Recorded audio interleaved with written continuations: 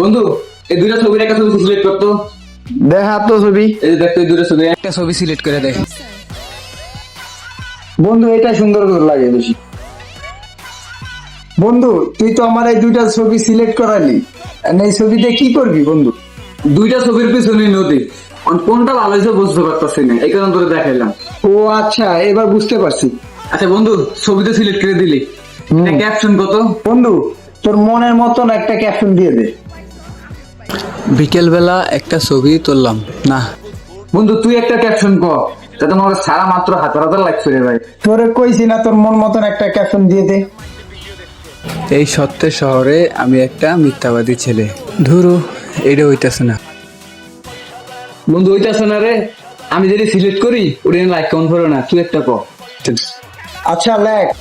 আমি আচ্ছা আমি আমি লিখছি, এবার বল। আমি লেখছোস? একবার লেখ। আমি হালা ফকিন্নি, সবাই আমাকে লাইক কমেন্ট ভিক্ষা দিন।